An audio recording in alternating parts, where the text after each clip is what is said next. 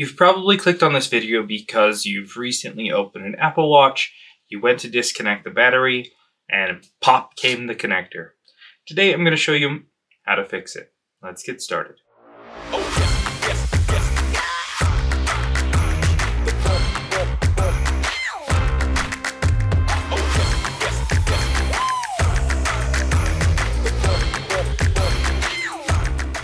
Alright, so if your watch looks something like this, you've popped off the connector. And looking at the connector for the speaker as well, you can see if I just touch it, it actually is popping loose too. You can see that going to lift up there. So that needs to be addressed. We need to replace the connector. There's a little bit of scrapes on the board there, a little bit of scrapes to the flex. So let's take this out and I'll show you how to fix it. Alright, so we've got the battery out, obviously, with the broken connector. I'm going to start by removing the screws that are holding down the Taptic Engine, and I'm going to keep everything organized here on a magnet mat. Take out that gold screw and the silver one here in the corner. Pull out that bracket, pop this little connector here, this little coax connector, and out comes the Taptic Engine. Now there's 3 screws holding down the speaker.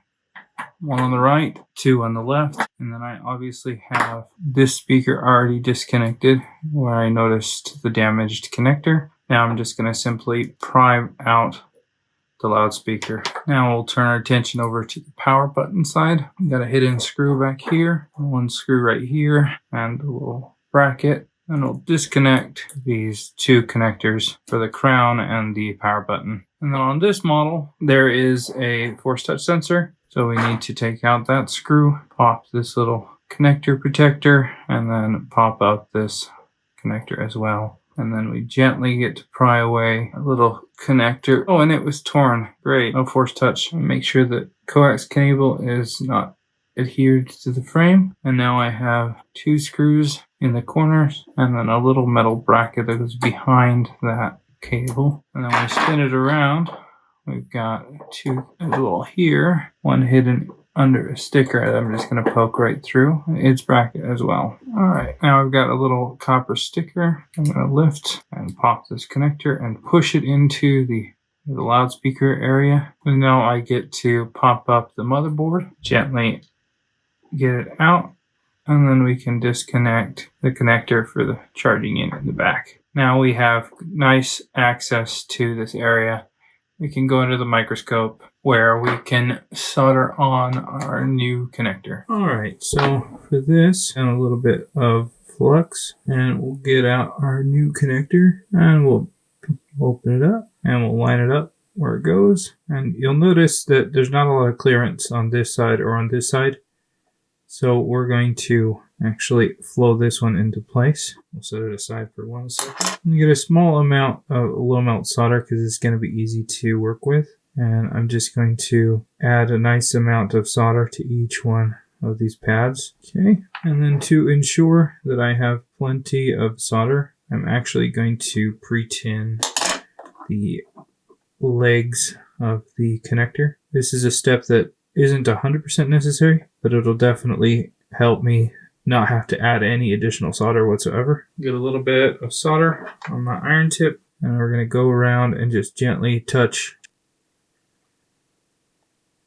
Alright, those are all pre-tinned. Go ahead and set it in place, making sure we align everything. Alright, now that it's lined up, take my hot air, got it set at 350 at 50% airflow. And I want the air to go off of the motherboard, not on it. I don't want to heat up this motherboard more than I have to. So we're just heating up and that low melt is going to help make this go real quick.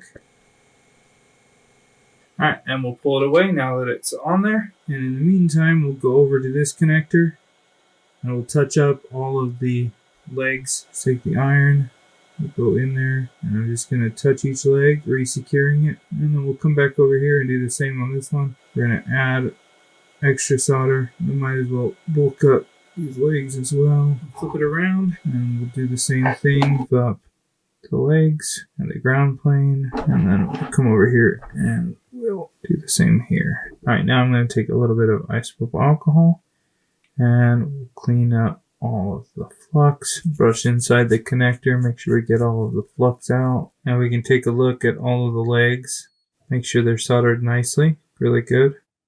Those back ones as well look really good on both sides. Now we can go test it. Alright, so now that we've got that connector soldered on, we can go ahead and test it. I'm just going to start by plugging in the external charger unit, and we'll carefully slide the motherboard under the crown flex and then gently work the motherboard back inside the housing. And for this test, I'm just going to connect up the power button. Alright, we'll connect up a display, and we'll flip down the little flaps of the 3 connectors, and now we can gently connect a battery. And let's see if the power button, alright, the battery might be dead, so I'm going to go plug it in for a second, see if it comes on.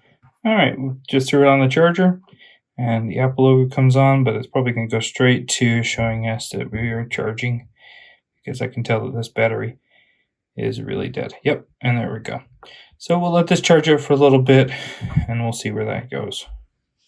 And there we go. That's how to reinstall or install a new connector on an Apple Watch motherboard. Let me know in the comments below if you have any questions, and if you like this style of video where I show just a specific repair, or if you'd like to see more of the before after or the device completely fixed, as this watch definitely needs more work to be done. Thanks a ton for watching. We'll see you in the next video.